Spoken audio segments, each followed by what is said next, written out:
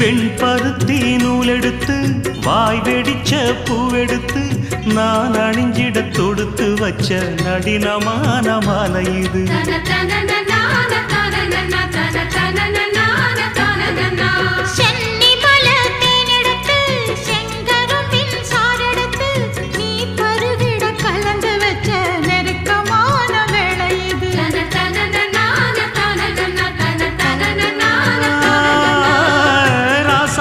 உடம்பிருக்கும் ரவிக்க துணி நானாக அன்னாடம் சூடி கொள்ள ஆசை வச்சாகாதா.